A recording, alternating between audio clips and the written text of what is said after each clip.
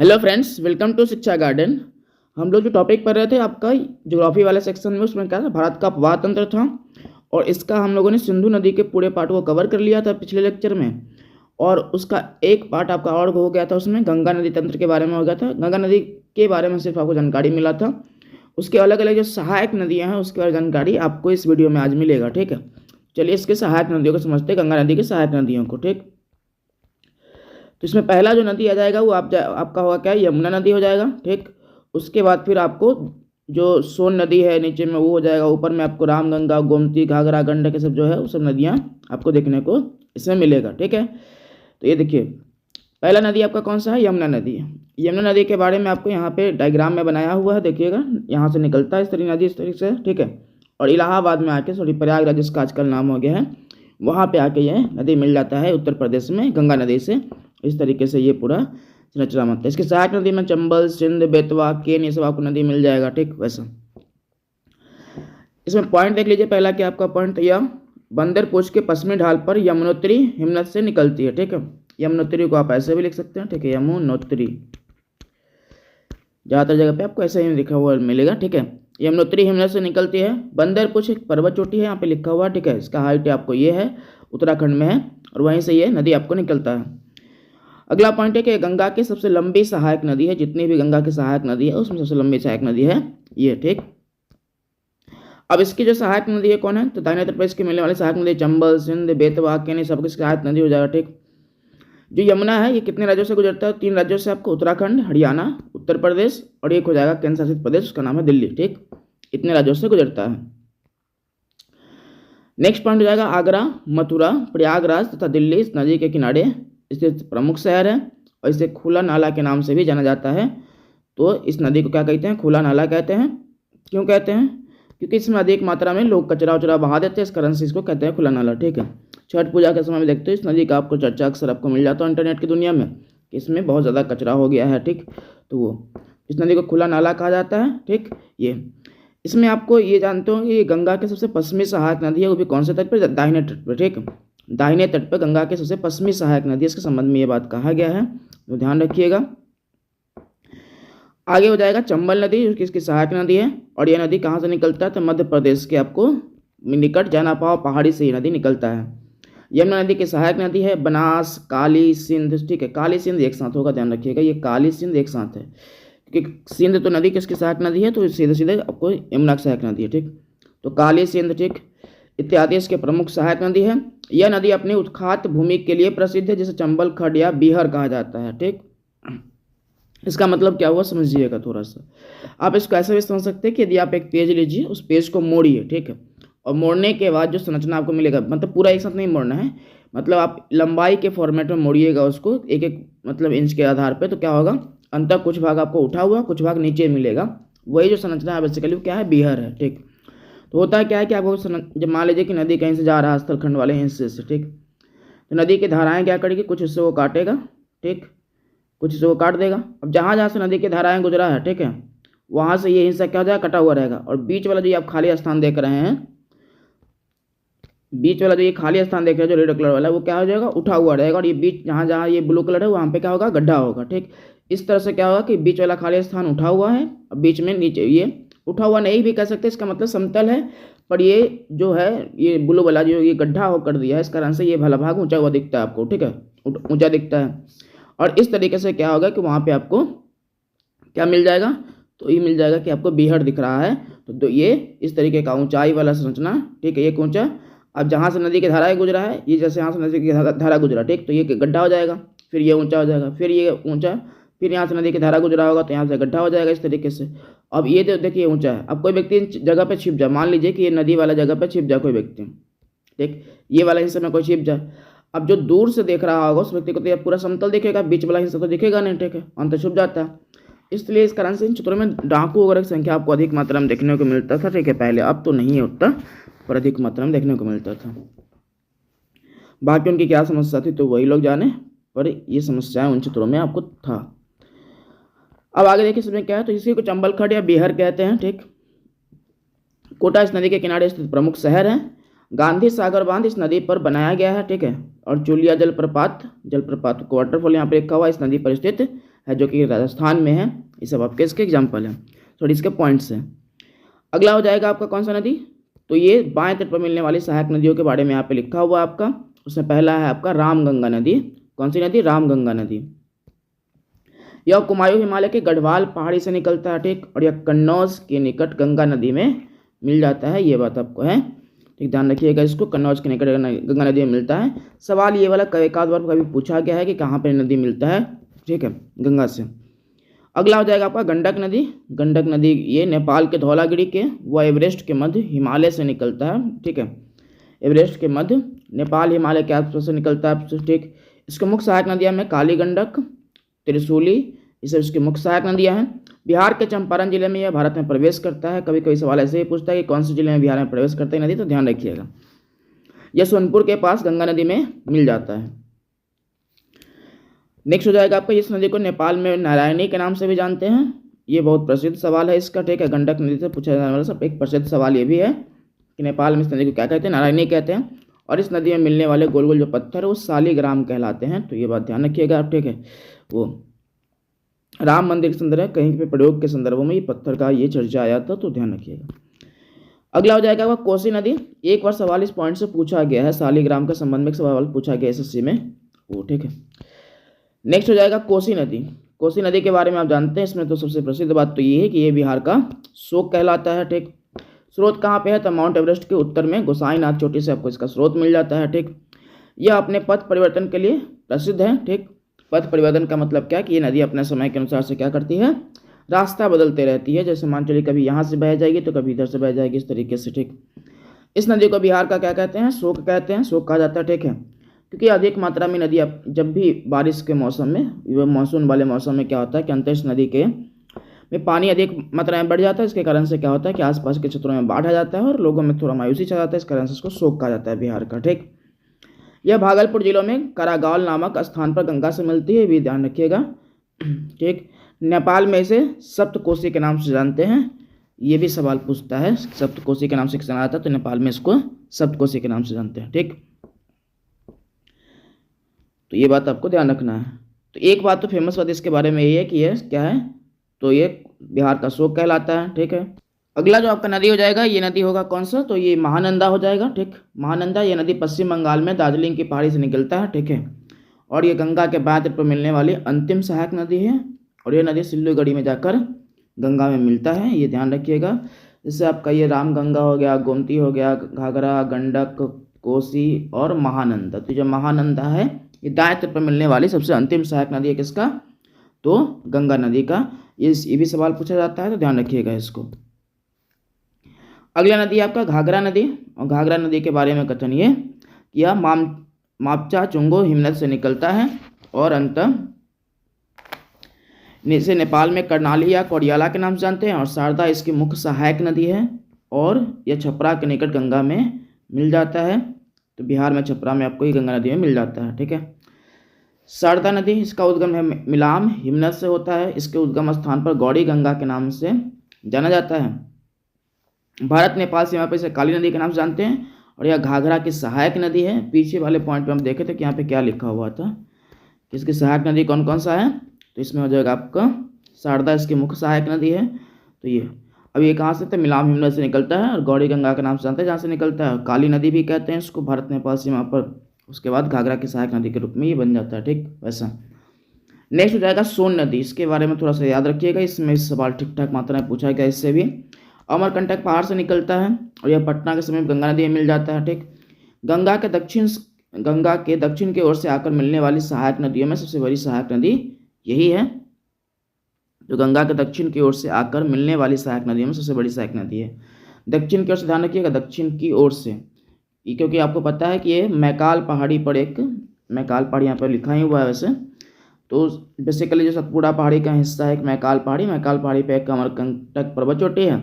उसी पर्वत चोटी से ये ऊपर की ओर से बहता है, दक्षिण की ओर से ऊपर बहते हुए उत्तर की ओर जाता है और उत्तर की ओर आकर जाके आपको पटना के समीप गंगा नदी में मिल जाता है। तो ये पटना के समीप आपको गंगा नदी में मिलता है, ठीक। वैसा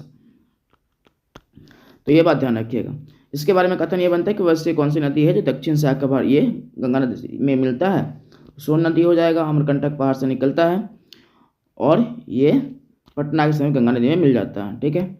अगला आपका हो जाएगा दामोदर नदी, यह छोटानागपुर पठार के पूर्वी भाग से निकलता है, ठीक, और तथा भ्रंश घाटी में बहती हुई हुगली नदी में मिल जाता है। इसे बंगाल का शोक कहा गया है। बराकर नदी इसकी मुख्य सहायक नदी है और दामोदर घाटी परियोजना इस नदी पर बनाया गया है। बंगाल का शोक ये पहले कहते थे, दामोदर घाटी परियोजना बना है तो उसके वजह से ठीक है, पर रहता है कि भाई अभी जब प्रचलन में चल रहा है तो कह देते हैं उसको, ठीक। दामोदर घाटी कॉर्पोरेशन के बारे में ये है, आप आगे पढ़िएगा इसके बारे में कि सबसे पुरानी परियोजनाओं में से एक है और बराकर इसकी सहायक नदी है। हुगली की सहायक नदी है। दामोदर यहाँ पे गंगा में क्यों लिखा हुआ, क्योंकि गंगा का ही भाग करके आपको हुगली और एक आपको पद्मा के नाम से जाना जाता है, ठीक, तो उसी में आपको ये मिल जाता है, ठीक। अगला हो जाएगा आपका विविध। विविध में क्या है, अलकनंदा नदी, फिर से यहाँ पे अलकनंदा लिखा हुआ था, यहाँ पे आप अलकनंदा कर लीजिएगा, ठीक। अलकनंदा नदी सतोपथ हिमनद से निकलती है और गंगा और ब्रह्मपुत्र नदी डेल्टा विश्व का सबसे बड़ा डेल्टा है, जिसे सुंदरबन डेल्टा के नाम से जानते हैं। देखिए ये आपका भारत है, ठीक है, ये आपका भारत वाला संरचना, ठीक। और भारत में जो ये आपका हिस्सा है, ये बेसिकली इसको बोलते हैं पश्चिम बंगाल, ठीक। ये वाला एरिया को पश्चिम बंगाल बोलते हैं, इसको क्या बोलते हैं, पश्चिम बंगाल बोलते हैं।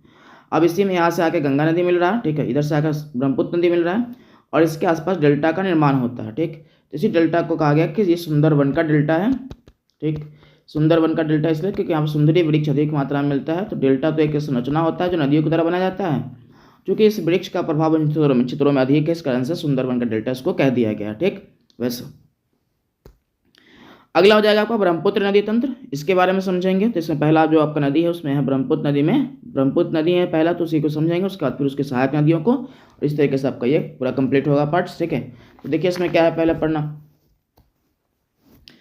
तो ब्रह्मपुत्र नदी का उद्गम मानसरोवर झील के निकट कहाँ से होता है, तो ये चेमायुंगडोंग ग्लेशियर से होता है। इसका होता है मानसरोवर के निकट चेमायुंगडोंग ग्लेशियर से होता है। तिब्बत में इस नदी को क्या कहते हैं, सांगपो के नाम से जानते हैं, ये बात ध्यान रखिएगा, तिब्बत में इस नदी को सांगपो कहते हैं। और आगे हो जाएगा आपका, इसे अरुणाचल प्रदेश में दिहांग तथा असम में ब्रह्मपुत्र कहते हैं, ठीक। और यदि इसी को फिर आप आगे कंटिन्यू करिएगा, बांग्लादेश में से जमुना कहते हैं, ठीक। इसका दो तीन नाम है, ठीक है, 4 नाम है। इसका सांगपो नाम है कहाँ पे, तिब्बत में, तिब्बत में सांगपो, अरुणाचल प्रदेश में दिहांग, असम में हो जाएगा ब्रह्मपुत्र, ठीक, ब्रह्मपुत्र, एंड जमुना हो जाएगा कहाँ पे, बांग्लादेश में। तो 4 नाम हमको देखने को मिलेगा इसका, ठीक है, सांगपो, दिहांग, ब्रह्मपुत्र, जमुना, सांगपो, दिहांग, ब्रह्मपुत्र, जमुना, ठीक है। इसे अरुणाचल प्रदेश में दिहांग था, असम में क्या कहते हैं, ब्रह्मपुत्र कहते हैं। यह नदी हिमालय में नामचा बरवा के पास एक गॉर्ज बनाती है, जिसे दिहांग गॉर्ज के नाम से जानते हैं। गॉर्ज के बारे में आपको बताए थे जब सिंधु नदी बला पर रहे थे उसमें, कि गॉर्ज क्या है, एक स्थलाकृति, एक संरचना, स्थलाकृति कहना चाहिए, संरचना है जो नदियों के द्वारा बनाया जाता है। जब नदियाँ किसी पहाड़ी क्षेत्रों से निकलती हैं तो वो अपना रास्ता ना बदल के वहाँ पे क्या करते हैं, कटाव कर देती, ताकि अपना उसका रास्ता बना ले नदी, ठीक है। रास्ता बदलती नहीं, रास्ता वहाँ पे बना लेती, ठीक। तो जब लंबे समय से मान चलिए कि किस क्षेत्र में बहेगी, ठीक, यहाँ पे पहाड़ है, तो इसको काटते काटते एक संरचना बन जाएगा। और जो संरचना क्या होता है, थोड़ा गड्ढानुमा संरचना होता है, ठीक है, ऊंचाई से जब नदियाँ गिरती है तो उस तरह से बनता है। इसी को गॉर्ज कहा गया, क्या कहा गया, गॉर्ज कहा गया। इसके बाएं तट पर मिलने वाली सहायक नदी कौन कौन सा है, तो देख लीजिए इसका बाएं तट कौन सा हो जाएगा, बाएं तट ये वाला हो जाएगा आपका, इसका डायरेक्शन है नदी का इस तरीके से, तो इसका बाएं तट क्या हो जाएगा, ये आपका बाएं तट हो जाएगा, ये हो जाएगा दाएं तट। बाएं तट पर मिलने वाली सहायक नदी में दिवांग, लोहित, धनसिरी, दिवांग, लोहित, धनसिरी, ठीक। ये जो बराक नदी है इसको बांग्लादेश से मिलता है इससे, तो ये बात ध्यान रखिएगा, ये बांग्लादेश से मिलता है इससे, ठीक। और इसके दाएं तट पर मिलने वाली सहायक नदी में कौन सा है, तो सुबनसिरी, कामेघ, मानस, सुबनसिरी, कामेघ, मानस, ठीक। ये तो बाएं तट पर मिलने वाली सहायक नदी में आपका लोहित, दिवांग, धनसिरी, लोहित, दिवांग, लोहित, धनसिरी, दिवांग, लोहित, धनसिरी, ठीक, वैसा। और दाएं तट पर मिलने वाली सहायक नदी में सुबनसिरी, कामेघ और मानस। बांग्लादेश में इसके जो ये दाहिने तट पर मिलने वाली सहायक नदी उसका नाम तिस्ता नदी भी है, ठीक है, तिस्ता नदी है। जो बराक नदी है ना, बांग्लादेश में इसमें अकेले नहीं मिलता है, इसकी संयुक्त धारा के साथ मिलता है, ये बात ध्यान रखिएगा। मतलब गंगा के जो संयुक्त धारा है, जो धारा है उसका नाम क्या है, बांग्लादेश में पद्मा है, ठीक। और बांग्लादेश में ब्रह्मपुत्र को जमुना के नाम से जानते हैं। और ये दोनों धारा आगे चल के क्या कहलाती है, पद्मा कहलाती है, ठीक है। और इसी में मेघना नदी आके मिलती है, इसका नाम भारत में बराक नदी है और बांग्लादेश में मेघना नदी हो जाता है, ठीक। इसी में मेघना नदी आके मिलता है और अंतर ये तो इस तरीके से डायरेक्ट तो नहीं मिलता है इसमें, पर ये मेघना नदी उससे मिलता है, ठीक है। तो तिस्ता नदी कहाँ पे मिलता है, ये मिलेगा बांग्लादेश में इसको, और ये इसके दाहिने तट पर मिलने वाली सहायक नदी है, ठीक है। ध्यान रखिएगा इसको। अगला हो जाएगा बांग्लादेश में इसके दाहिने तट पर मिलने वाली तीस्ता नदी सहायक नदी, ठीक है। और सबसे बड़ा जो नदी द्वीप है, ठीक है, एशिया का, ये विश्व का पूरा विश्व, ये सबसे बड़ा नदी द्वीप इसमें आपको मिल जाता है, ठीक है, नदी द्वीप, जिसका नाम क्या है, माजुली नाम है। तो सबसे बड़ा नदी द्वीप है और उसका नाम है माजुली। इतना मतलब क्यों चर्चा रहता है कि इसका कि सबसे बड़ा नदी द्वीप है, ठीक है। मतलब ये है कि इसका देखिए सामान्यतः द्वीप आपको कहाँ मिलेगा सामान्यतः आपको समुद्र वाले हिस्सों में, ठीक, और वहाँ पे बड़े बड़े द्वीप होते हैं, उसमें कोई दिक्कत नहीं है। नदियों में सामान्यतः द्वीप नहीं मिलता है, ठीक है। जैसे मान लीजिए कि पूरी नदियाँ बह रही है, ठीक है, इस तरीके से नदी बह रही है, इसके पूरा हिस्सा में यहाँ पे स्थल खंड और इधर से नदी बह जाती है, इधर से नदी बह जाती है, ठीक, वैसा। तो ये जो बेसिकली आपका एरिया है, ठीक, यही द्वीप कहला रहा है, ठीक। अब यही द्वीप नदी में यदि बड़ा हो जाए, जहाँ पे लोगों का मानव आवास हो जाए, तो ठीक है, तो इसको बोलते हैं कि ये नदी द्वीप है, ठीक, वैसा।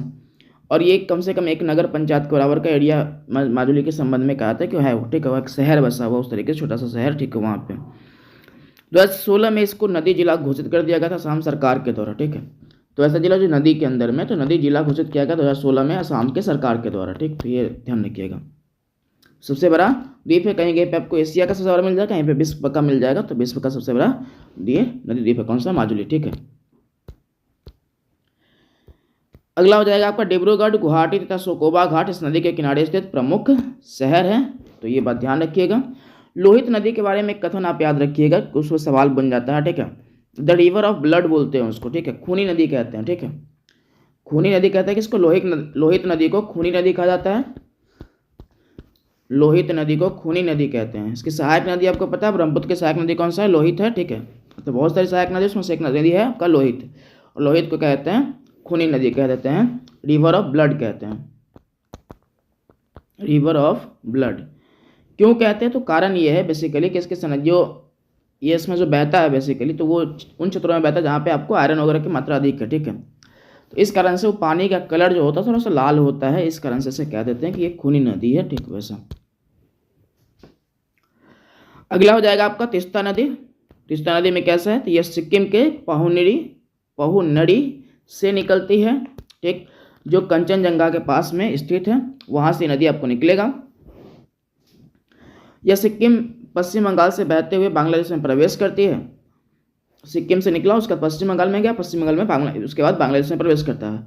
यह ब्रह्मपुत्र नदी के दाहिने तट पर मिलने वाली सबसे पश्चिमी सहायक नदी है। पश्चिमी का मतलब ये कि जैसे मान लीजिए कि ब्रह्मपुत्र नदी ये है, ठीक है, ब्रह्मपुत्र नदी आपका ये है, ठीक। अब इसमें बहुत सारा नदी मिला इस तरीके से, ठीक, और सबसे अंतिम रूप से जो नदी मिला सबसे पश्चिम में, ठीक है। तो इस तरीके से तो तीस्ता नदी बांग्लादेश में पश्चिमी सहायक नदी के रूप में जानी जाती है, ठीक। यह ब्रह्मपुत्र नदी की दाहिने पर होगी, ठीक, ये पॉइंट। अगला आपका जलपाईगुड़ी शहर इस नदी के किनारे स्थित है, ठीक। तो जलपाईगुड़ी शहर जो है इस नदी के किनारे स्थित है। ये आपको शहर कहाँ मिल जाएगा, पश्चिम बंगाल में, ठीक। इसके बारे में एक कथन और आप याद रखिए कि जो तीस्ता नदी का जो मामला होता है, विवाद होता है, नदी जल विवाद, वो पश्चिम बंगाल और बांग्लादेश के बीच में है, ठीक है। वेस्ट बंगाल प्लस बांग्लादेश के बीच में तीस्ता नदी जल विवाद है। वैसे देश की जब बात करते हैं तो राज्य का बात तो नहीं होता है, पर राज्य चूंकि इसके लाभान्वित हो रहा है, तो कभी पश्चिम बंगाल कहता है कि भाई साहब हमको पानी कम मिल रहा है, ठीक है, इस नदी का पानी का उपयोग हम करेंगे। तीस्ता नदी वाले लोग जो बांग्लादेश के लोग कहते हैं नहीं हमको अधिक पानी चाहिए, और अंततः पश्चिम बंगाल और बांग्लादेश के बीच में ये विवाद आपको देखने को मिलता है, ठीक। अगला हो जाएगा आपका बराक नदी। और बराक नदी यह मणिपुर में माउंट जापो पहाड़ी से निकलता है, ठीक। ये बराक नदी जो है आपका माउंट जापो पहाड़ी से निकलता है, और इस नदी को बांग्लादेश में सुरमा तथा मेघना के नाम कहते हैं। और यह बांग्लादेश में चांदपुर के पास ढाका में पद्मा से मिल जाती है। आपको थोड़ा देर पहले ही बताया था कि ब्रह्मपुत्र डायरेक्ट नहीं मिलता है, डायग्राम में है, पर वो ब्रह्मपुत्र की संयुक्त धाराओं के साथ मिलता है, ब्रह्मपुत्र प्लस गंगा के संयुक्त धाराओं के साथ मिलता है, जिसको पद्मा कहते हैं वहाँ पे, ठीक। वैसा यहाँ पे पॉइंट में लिखा कि भारत में भ्रंश घाटी में बहने वाली नदियाँ कितना, 3 हैं, नर्मदा, तापी, दामोदर। भारत में भ्रंश घाटी में बहने वाली नदियाँ कितना, 3, नर्मदा, तापी, दामोदर, ठीक। ये क्या होता है भ्रंश घाटी में बहने वाली नदियाँ, तो एक तो आगे भी बात करेंगे, थोड़ा सा आप यहाँ पे समझ लीजिए। 2 पहाड़ी संरचना, मान लीजिए कि एक पहाड़ी ये है, एक पहाड़ी ये है, ठीक, वैसा, और एक पहाड़ी ये है इस तरीके से। अब इसके बीच से मान लीजिए कोई नदी गुजर रहा है, इस तरीके से एक नदी गुजर रहा है, ठीक, इस तरीके से एक नदी गुजर रहा है। 2 पहाड़ी वाले क्षेत्रों के बीच में जो गड्ढानुमा संरचना होता है, उससे यदि कोई नदी गुजरता है उसको बोलते हैं कि वो भ्रंश घाटी में बहने वाली नदी है। और ये आप मान लीजिए कि दामोदर हो, ई नर्मदा हो गया, तापी हो गया, ठीक। इस तरीके से आपको नदी मिल जाएगा। बाकी दामोदर पश्चिम बंगाल में है, नर्मदा तापी आपको उसका संबंध महाराष्ट्र और गुजरात से आपको मिल जाएगा, ठीक है। महाराष्ट्र, गुजरात, मध्य प्रदेश वाले क्षेत्रों से मिल जाएगा आपको, ठीक। अगला हो जाएगा आपका प्रायद्वीपीय भारत की नदियाँ, तो इसके बारे में समझना है। पर आज की वीडियो में हम इतना ही रखते हैं। प्रायद्वीपीय भारत की नदियाँ को किसी और वीडियो में कवर कर लेंगे, ठीक है। तो देखने के लिए आपका धन्यवाद। मिलते हैं अगले वीडियो में, बाय।